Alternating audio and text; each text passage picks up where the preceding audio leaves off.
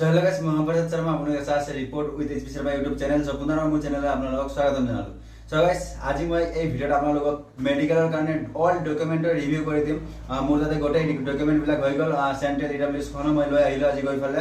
So male female দুইটা candidate এই ভিডিঅ'টো সমানভাৱে চাব পাৰে আৰু দুইটাৰ কাৰণে ভিডিঅ'টো বহুতে হেল্পফুল হ'ব। আৰু যদি আপোনালোকৰ এইখিনি ডকুমেন্ট থাকে দেন আপোনালোকে ডকুমেন্টৰ একদম টেনচন কৰা বাদ দিয়ক আৰু আপোনালোকে মেডিকেলৰ ভালদৰে পেপাৰ কৰক। কি মানে আপোনালোকৰ শৰীৰত কিবা বেমাৰ হৈছে যদি বেমাৰ ভাল কৰক আৰু এইখিনি যদি ডকুমেন্ট ৰেডি কৰিব পাৰিছে তো ডকুমেন্টৰ আপোনালোকৰ টেনচন শেষ।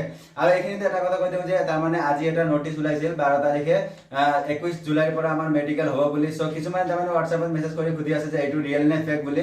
সো সেইটো পুৰা ফেক। এইটো তোমালোকে চাই লোৱা এই নোটিছখনত কত সিগনেচাৰ আছে নেকি, আৰু যোনটো নোটিছত সিগনেচাৰ নাথাকিব সেইটো ফেক, কেতিয়াও ৰিয়েল হব নোৱাৰে। আৰু দুই নম্বৰ কথা, সেইখন নোটিছ ওলাইছে আজি 12 তাৰিখে আজি ওলাইছে আৰু তাতে ডেট দিয়া আছে 15 তাৰিখ। সো ফিউচাৰৰ কাৰণে কোনো নোটিছ ওলালে যোনদিনা ওলাব সেইদিনাৰে ডেট থাকিব তাতে। সো সেইটো নোটিছ পুৰা ফেক হয়, তোমালোকে এইটোৰ একৰ্ডিং নচলিবা। কিন্তু 21 জুলাই দিয়া আছে, এইটো এক্সপেক্ট কৰিব পৰা যায় যে মই আগতে কৈছিলো তোমালোকক যে 20 জুলাইৰ পৰা 10 আগষ্টৰ ভিতৰত আমাৰ মেডিকেল হোৱাৰ সম্ভাৱনা আছে বুলি। সো সেইটো ৰিয়েল নহয়, ফেক হয়, কিন্তু সেইটো ডেট তোমালোকে এক্সপেক্ট কৰিব পাৰা।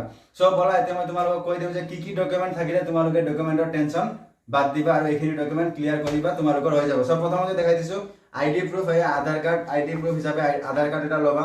তাৰপিছত 2 নম্বৰত আছে এডমিট কাৰ্ড। মই এইটো ফিজিকেলৰ এডমিট কাৰ্ড লৈ লৈছো, মেডিকেলৰ যোনটো এডমিট আহিব সেইটো ল'বা। মই জাস্ট দেখাবৰ কাৰণে লৈছো এইটো।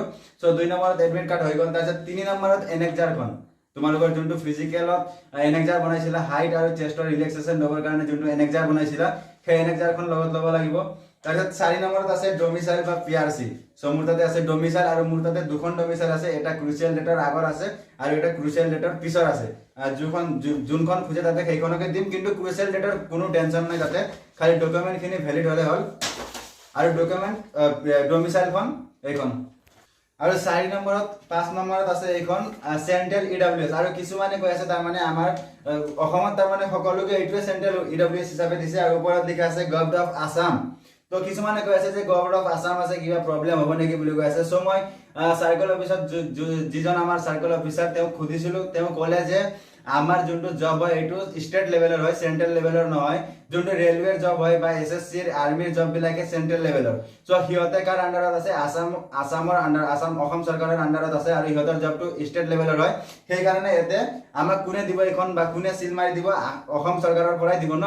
আৰু অসম ক'ত আছে, ইণ্ডিয়াত আছে। সো এইখন তাৰ মানে ইয়াতে ইণ্ডিয়া নহয় আসামে হ'ব, কিন্তু সিহঁতক এইটো বুজাই গ'লে বুজি পাব বুলি কৈছে। আৰু তোমালোকে ভালদৰে বুজাই দিবা সিহঁতক। আৰু সবকে যিহেতু এইটোৱে দিছে তো সিহঁতে একো প্ৰবলেম নকৰিব এইখন তোমাৰ চেন্ট্ৰেল ইডব্লিউএছ। কাৰ বনোৱা হোৱা নাই কমেন্ট কৰি জনাবা। তাৰপিছত আছে আমাৰ এইফালে এফিডেভিট এখন লাগিব। কাৰোবাৰ যদি এড্ৰেছ বা দেউতাৰ নাম, মাৰ নাম, নিজৰ নাম, ঠিকনা ক'ৰবাত ভুল হৈ আছে সেই হিচাপে এখন এফিডেভিট বনাই ল'বা, এনেকুৱা নটাৰী এফিডেভিটখন এনেকুৱা বনাই ল'বা। তাৰপিছত আহি গ'ল আমাৰ মেট্ৰিকৰ মাৰ্কশ্বিটখন, ডেট অফ বাৰ্থ বা বাৰ্থ চাৰ্টিফিকেট হিচাপে ধৰি লোৱা আমাৰ মেট্ৰিকৰ মাৰ্কশ্বিট বা এডমিটখন। মেট্ৰিকৰ এডমিটখনকে দেখাই দিছো, মেট্ৰিকৰ এডমিট। তাৰপিছত আছে এইফালে মেট্ৰিকৰ পাছ চাৰ্টিফিকেট, যোনখন এইখন মেট্ৰিকৰ পাছ চাৰ্টিফিকেট বা বোৰ্ড চাৰ্টিফিকেট হিচাপে জানো আমি। আৰু তাৰপিছত আছে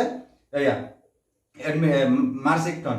তাৰপিছত লাগিব ৰিসেন্টলি ক্লিক কৰা ফটো বা 10-15 কপি মান লৈ যাবা, ইমান নালাগে, তথাপি লৈ যোৱাটো ভাল। তাৰপিছত যিখিনি মই ডকুমেন্ট ক'লো এইবিলাক এতিয়া যিবোৰ ডকুমেন্টছ ক'লো এই সকলোৰে এটা হেৰি ফাইলত ভৰাই ফেলে তাৰপিছত এই গোটেইবোৰ ডকুমেন্টছৰ 2 কপি 3 কপিকৈ জেৰক্স কৰি লৈ যাবা। আৰু য'ত যি বিচাৰে তাতে দিব পৰাকৈ তোমালোকে ভালদৰে ঘৰৰ পৰাই ডকুমেন্ট বিলাক সজাই ফেলে এটা ফাইলত লৈ ল'ব।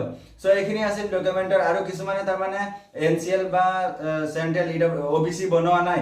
সো তোমালোকৰ এটা ভাল সুবিধা আহি গ'ল। এতিয়া তাৰ মানে আগতে কি আছিল, সাৰ্কেল অফিসত যাই ফেলে এনচিএল বনাব লাগিছিল বা ওবিসি খন এপ্লাই কৰোতে সাৰ্কেল অফিসত যাব লাগিছিল, কিন্তু এতিয়া সব অনলাইন সিস্টেম হৈ গ'ল। এতিয়া তোমালোকে এনচিএল খন প্ৰথমতে অনলাইন এপ্লাই কৰি ল'ব লাগিব, তাৰপিছত এসপ্তাহ বা 10 দিনৰ ভিতৰত এনচিএল খন আহি যাব।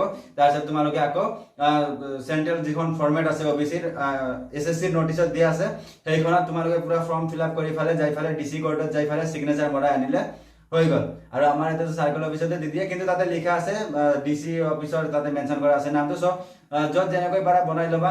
সো এইখিনি আছিল। যদি ভিডিঅ'টো ইনফৰমেটিভ পালা তেনেহ'লে লাইক কমেন্ট শ্বেয়াৰ কৰি দিবা। আৰু যদি চেনেলত নতুনকৈ আহিছা তেনেহ'লে সাবস্ক্ৰাইব কৰি নটিফিকেশ্যন বেলটো অল কৰি থবা, যাতে মই ভিডিঅ' আপলোড কৰাৰ লগে লগে তোমালোকে ভিডিঅ'টো পাই যোৱা। সো লগ পাম নেক্সট ভিডিঅ'ত, তেতিয়ালৈকে বাই বাই, জয় হিন্দ।